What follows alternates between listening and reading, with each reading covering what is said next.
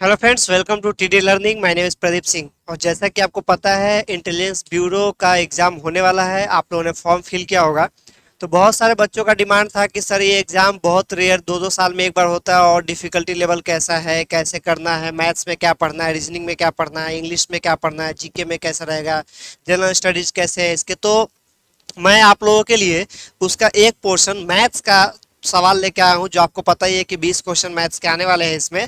तो उसका कौन कौन सा टॉपिक से कितना कितना सवाल पिछले 2013 में, 2015 में और 2017 में कवर किया गया है, और 2021 में कितना आने का संभावना है, इसको आज हम लोग डिस्कस करेंगे। ठीक है। आईबी में एक सबसे इंटरेस्टिंग बात यह है कि ये जो टॉपिक देते हैं, इनका जो टॉपिक नोटिफिकेशन में दिया हुआ है कि एप्टीट्यूड में इतने क्वेश्चंस पूछेंगे, ये अपने टॉपिक से बिल्कुल नहीं हटते हैं। उतने के उतने टॉपिक से ही सवाल पूछते हैं ये। तो डरने की कोई जरूरत नहीं है। और हाँ, क्वेश्चन का लेवल सीजीएल का लेवल का होता है, एसएससी सीजीएल लेवल का होता है।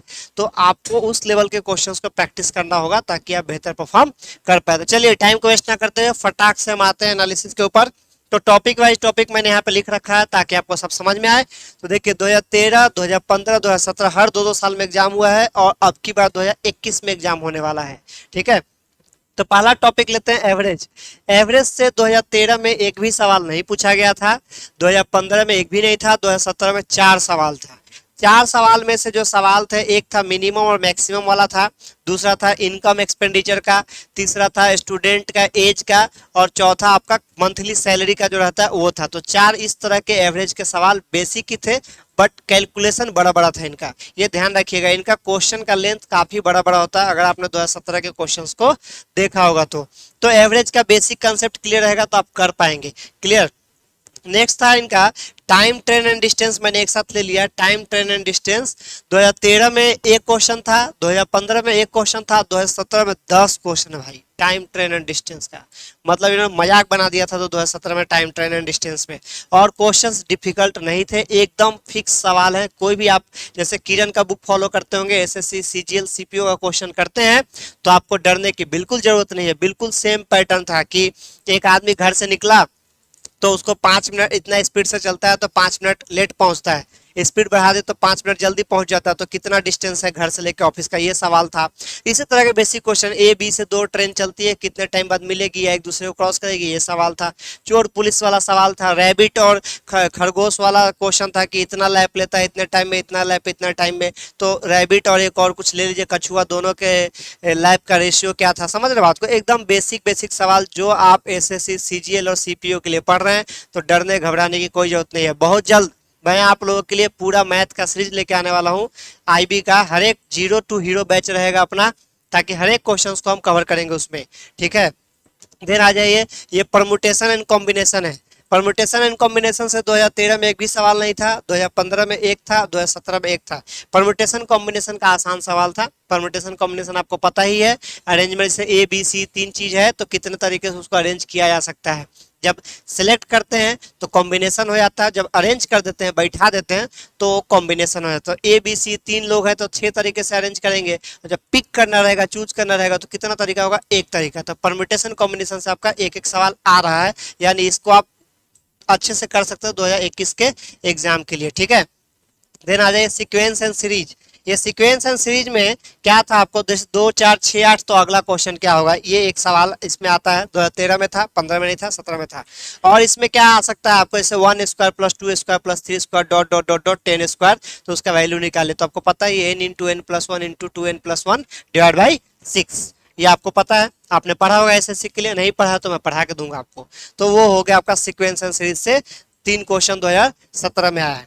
देन आ जाए नंबर सिस्टम। नंबर सिस्टम देखिए मोस्ट फेवरेबल है, यानी हर साल 2013 में एक सवाल, 15 में 2 सवाल, आज 17 में एक सवाल पूछ रहा है। नंबर सिस्टम का इनका 2-3 टाइप ऑफ क्वेश्चन फिक्स है। एक तो डिवीजन वाला है कि इतना रिमाइंडर बचता है, इतना क्वेश्चन बचता है, तो डिविजिबल क्या होगा। दूसरा क्या क्या पूछा इन्होंने कि एक नंबर को एक नंबर से डिवाइड करते हैं तो इतना रिमाइंडर बचता है, अगर उसी नंबर को इससे डिवाइड किया जाए तो कितना रिमाइंडर बचेगा।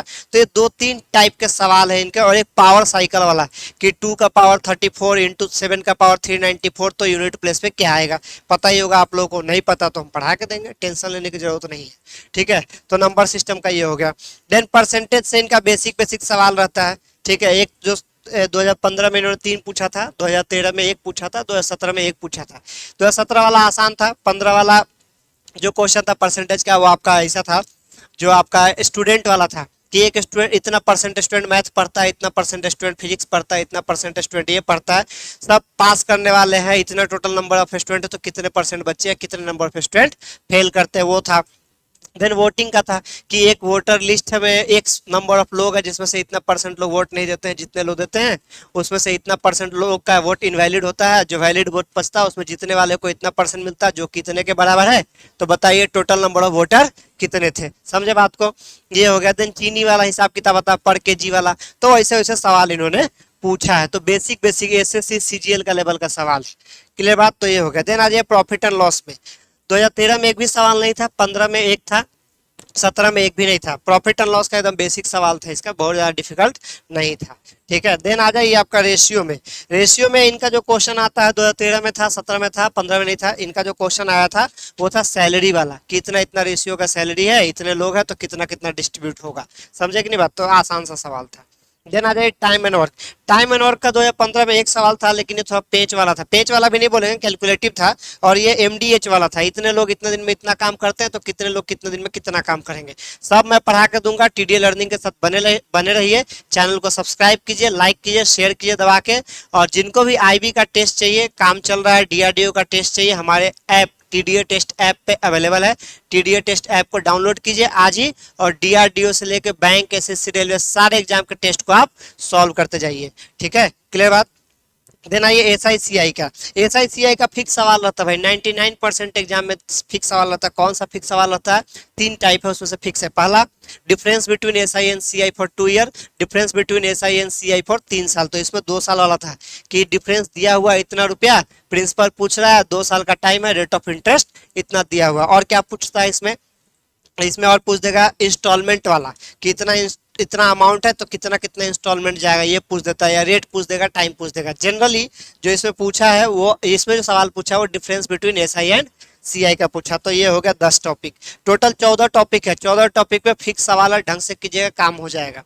प्रोबेबिलिटी में आइए। प्रोबेबिलिटी में 2013 में 5 क्वेश्चन था, 15 में 2 था, 17 में 1 था। प्रोबेबिलिटी में फिक्स है। एक तो था इनका हाथ मिलाने वाला, ठीक है। दूसरा था कॉइन, सिक्का को थ्रो करेंगे तो क्या क्या चांसेस है। तीसरा था बॉल पिक करने वाला। समझे बात को। तो इस तरह का सवाल था इनका। और भी इसमें कुछ था, वो था। देन हाथ मिलाने वाला हो गया आपका। और 1-2 टाइप है, बेसिक बेसिक ही है। लेकिन प्रोबेबिलिटी में क्या होता है, कैलकुलेशन होता है। सैंपल स्पेस हम कैलकुलेट करते हैं ना, जैसे पता हो आपको NP number, probability of possible event, number of possible event divide by जो आपका सैंपल स्पेस होता है। सैंपल स्पेस का कैलकुलेशन इनका बड़ा बड़ा था, ठीक है। तो ध्यान रखिएगा। Then geometry. ज्योमेट्री को आप लाइटली लीजिए। मैंने देखा बहुत सारे आईबी के सवाल को, तो ज्योमेट्री का बहुत ज्यादा वेटेज नहीं है। बहुत लोगों का ज्योमेट्री बहुत वीक होता है, उनको डर लगता है कि ज्योमेट्री में सर होगा नहीं होगा। तो आप ज्योमेट्री को अगर स्किप भी करते हैं तो भी आपका काम यहाँ पे हो जाएगा। 2 सवाल था, एक सवाल आपका ट्रायंगल से था और एक सवाल आपका सर्किल से था। दोनों ही आसान सवाल था। थोड़ा सा बेसिक कंसेप्ट जिसका क्लियर है वो कर पाएगा। ये 2 सवाल थे, एक ट्रायंगल से थे एक, और एक सर्कल से था। देन आ जाए स्क्वायर एंड क्यूब रूट। आसान है, एक नंबर पॉइंट का खेल वाला स्क्वायर रूट था। कैसे था पॉइंट का खेल वाला? जैसे मान लीजिए जैसे देते हैं 0.0009, तो इसका क्या होगा। तो इस तरह के पॉइंट वाला था, लंबा सा था, पॉइंट से रिलेटेड था। पॉइंट में क्या होता है, आधा हो जाता है, ध्यान रखिएगा। अगला एजेस। एजेस का क्वेश्चन भी बहुत ज्यादा डिफिकल्ट नहीं था, सिर्फ 2013 में आया है, 15-17 में नहीं आया है। देन आता है एलसीएम एचसीएफ। एलसीएम एचसीएफ का 2013 में आया है, 15-17 में नहीं आया है। तो अभी तक टिल 2013 आज हो गया आपका कितना साल हो गया? 13, 14, 15, 16, 17, 18, 19, 20, 21, लगभग 9 साल हो गया। 9 साल में ये 3 हर 2-2 साल में गैप करके एग्जाम लगभग हो ही जाता, दूसरे तीसरे साल। तो अभी तक हम लोग देखा कि ये टोटल 14 टॉपिक इन्होंने नोटिफिकेशन में भी दे रखा है, और 14 टॉपिक ये कवर भी कर रहे हैं जेन्युइनली। तो आप लोग इन टॉपिक को फोकस कीजिए। टीडीए लर्निंग के यूट्यूब चैनल को सब्सक्राइब कीजिए। मैं हट जाता हूँ, इसका स्क्रीनशॉट ले लीजिए आप लोग एक बार, ताकि आपको समझ में आए कि क्या पढ़ना है। और इसके बाहर मत पढ़िए, ये 14 टॉपिक के बाहर ये नहीं पूछते हैं सवाल। तो wish you all the best, good luck, thank you.